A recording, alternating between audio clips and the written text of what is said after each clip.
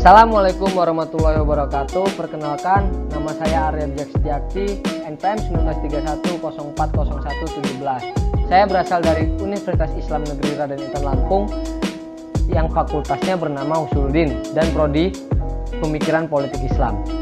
Di sini saya akan menerangkan materi dalam pembentukan peraturan perundang-undangan dalam rangka memenuhi tugas mata kuliah Hukum Tata Negara. Untuk mempersingkat waktu, marilah kita masuk ke materinya saja. Materi yang pertama ada bentuk dan teknik perancangan peraturan perundang-undangan. Lalu ada fungsi peraturan perundang-undangan. Lalu ada dasar-dasar konstitusional peraturan perundang-undangan. Masuk materi yang pertama, yaitu bentuk dan teknik peraturan perancangan perundang-undangan. Jadi dalam tahapan ini ada yang namanya tahap perencanaan, yaitu merupakan tahap awal dalam menyusun peraturan perundang-undangan. Lalu ada tahap penyusunan. Apa sih tahap penyusunan itu? Yaitu penyusunan peraturan perundang-undangan diartikan sebagai penyusunan dalam arti proses, yakni proses penyampaian rancangan dari presiden, gubernur, bupati, wali kota, atau DPRD setelah melalui tahap perencanaan. Lalu ada tahap pembahasan. Tahap pembahasan adalah pembicaraan mengenai substansi peraturan perundang-undangan di antara pihak-pihak terkait. Pihak-pihak yang terkait maksudnya pihak-pihak yang di atas tadi. Nah, setelah melakukan pembahasan, pihak-pihak tersebut melakukan yang namanya pengesahan. Pengesahan yaitu rancangan undang-undang yang telah disetujui bersama oleh DPR dan Presiden disampaikan oleh pimpinan DPR kepada Presiden untuk disahkan menjadi undang-undang.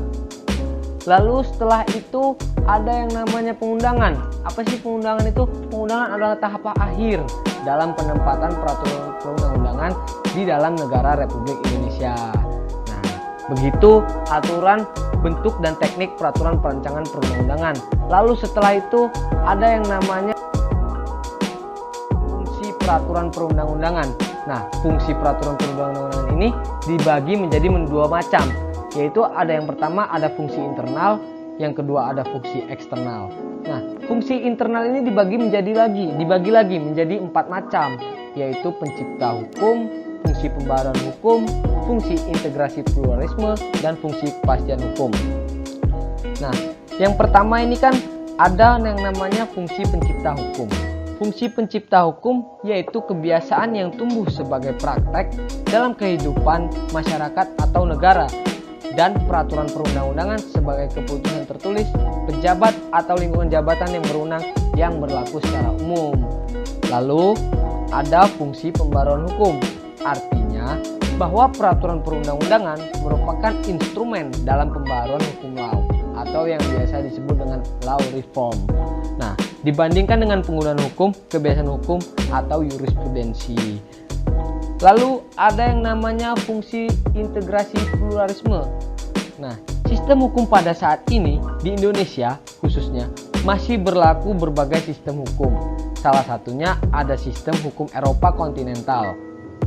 Nah, hal ini menunjukkan adanya pluralisme hukum di Indonesia. Menurut Herman Rajagugup bahwa kendala terberat adanya pluralisme hukum adalah mewujudkan kepastian hukum. Jadi menurut Herman ini, kendala melakukan pluralisme hukum adalah mewujudkan kepastian hukum. Jadi dapat disimpulkan bahwasannya hukum di Indonesia ini masih bisa dibolak-balikan atau bisa disebut belum pasti, belum ada penetapan khusus walaupun peraturannya sudah jelas begitu kurang lebihnya. Lalu yang terakhir ada fungsi kepastian hukum. Fungsi kepastian hukum adalah merupakan asas penting dalam tindakan hukum dan penegakan hukum tentunya. Adanya peraturan perundang-undangan dapat memberikan kepastian hukum yang lebih tinggi daripada hukum kebiasaan, hukum adat, atau hukum jurisprudensi. Jadi diralat, maksudnya hukum integrasi pluralisme tadi menyangkut yang belum yang belum pasti itu mengenai hukum adat. Nah, artinya belum pasti, tidak ada aturan resminya begitu. Lalu ada yang namanya fungsi eksternal. Apa sih fungsi eksternal sendiri? Fungsi eksternal adalah keterkaitan peraturan perundang-undangan dengan tempat berlakunya. Nah, fungsi ini juga dibagi menjadi 3 macam. Apa saja itu? Yang pertama fungsi perubahan, terus ada stabilisasi dan fungsi kemudahan. Fungsi perubahan, apa sih itu? Yaitu fungsi hukum sebagai sarana pembaharuan peraturan perundang-undangan yang diciptakan atau dibentuk untuk mendorong perubahan masyarakat di bidang ekonomi, sosial, maupun budaya. Gitu. Jadi fungsi perubahan ini ditujukan untuk mendorong perubahan terhadap masyarakat, khususnya di ketiga bidang tadi. Lalu ada fungsi stabilisasi. Stabilisasi, peraturan perundang-undangan dapat pula berfungsi sebagai stabilisasi. Peraturan perundang-undangan di bidang pidana, di bidang ketertiban dan keamanan adalah kaidah-kaidah yang terutama bertujuan menjalankan stabilisasi masyarakat atau menjamin stabilisasi masyarakat. Nah, di fungsi eksternal yang terakhir ini ada yang namanya fungsi kemudahan. Peraturan perundang-undangan dapat pula dipergunakan sebagai sarana mengatur berbagai kemudahan yang berisi ketentuan insentif seperti keringanan pajak, pengenaan pajak, lalu ada penyederhanaan tata tertib perizinan, struktur pedoman dalam penanaman modal merupakan kaidah-kaidah kemudahan. Nah, kita masuk ke materi yang terakhir, yaitu dasar-dasar konstitusional peraturan perundang-undangan. Nah, dalam hal ini dasar-dasar ini dibagi menjadi 2 macam, yaitu dasar formal konstitusional dan dasar material konstitusional. Nah, seperti yang saudara-saudara lihat, landasan formil konstitusional adalah peraturan perundang-undangan yang dimaksudkan untuk memberikan legitimasi prosedural terhadap pembentukan peraturan perundang-undangan yang dicantumkan dalam dasar hukum mengingat suatu perundang-undangan. Lalu ada dasar material konstitusional.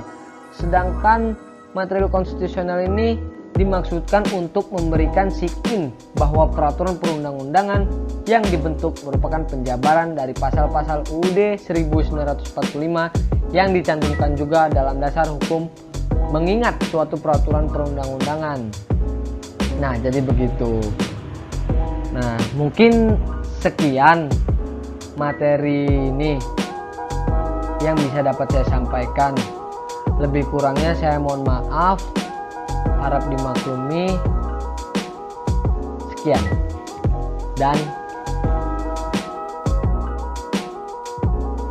terima kasih.